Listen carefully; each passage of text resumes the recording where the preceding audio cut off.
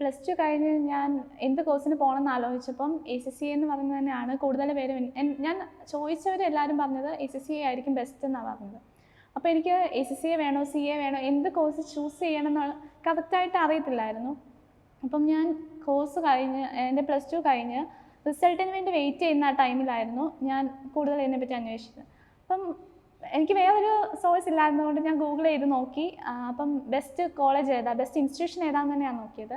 അപ്പം number 1 കോളേജായിട്ട് review വന്ന് കിടക്കുന്നത് ലക്ഷ്യമായിരുന്നു. പിന്നെ ഞാൻ ലക്ഷ്യയെപ്പറ്റി അന്വേഷിച്ചു. ലക്ഷ്യയുടെ നമ്പർ ഡയറക്റ്റ് സൈറ്റിൽ നിന്ന് എടുത്തു കോൾ ചെയ്തു.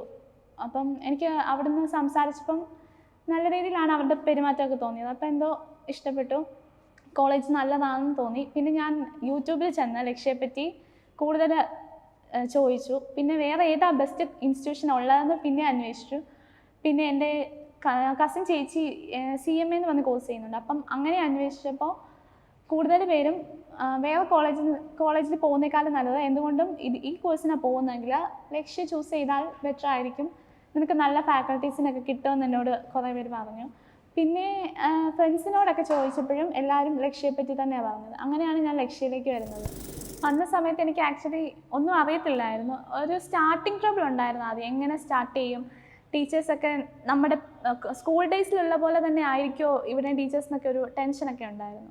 പക്ഷെ വന്ന് ഇവിടുത്തെ ഒരു കണ്ടീഷനൊക്കെ നോക്കുമ്പോൾ നമുക്ക് എന്തുകൊണ്ട് നമ്മൾ പിന്നെ വന്നു പോകും. ഇവിടുത്തെ ഇപ്പം ഒരു പേപ്പർ കംപ്ലീറ്റ് ചെയ്യാൻ നമുക്ക് പഠിക്കാൻ ഇച്ചിരി ടഫുള്ള കോഴ്സാണ്. കിറ്റ് കംപ്ലീറ്റ് ചെയ്യാൻ വേണ്ടി ഭയങ്കര പാടാണ് ഒരു കിറ്റ് ചെയ്യാമെന്നൊക്കെ പറയുന്നത്. ഇവിടുത്തെ ഫാക്കൽറ്റി എന്ന് പറയുമ്പോൾ ലാസ്റ്റായിട്ട് കഴിഞ്ഞ് ഞാൻ ഇന്ന് എക്സാം എഴുതാൻ വേണ്ടിയാണ് സത്യം പറഞ്ഞാൽ ലക്ഷ്യയിൽ വന്നത്. അപ്പം ഞാൻ ഇന്ന് വരുന്നവരെ സാറ് അത്രയും സപ്പോർട്ടായിരുന്നു. എക്സാം എഴുതിക്കോ, പേടിക്കാനൊന്നും വേണം. എനിക്ക് നല്ല ടെൻഷനുള്ളൊരു കൂട്ടത്തിലായിരുന്നു.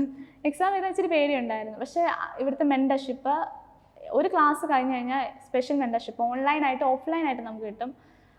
നമ്മൾ എക്സാം എഴുതി പാസ്സാവുന്നവരെ ഇവിടുത്തെ ഫാക്കൽറ്റീസ് നമുക്ക് അതുപോലെ സപ്പോർട്ടായിട്ട് കൂടെ ഉണ്ടാവും.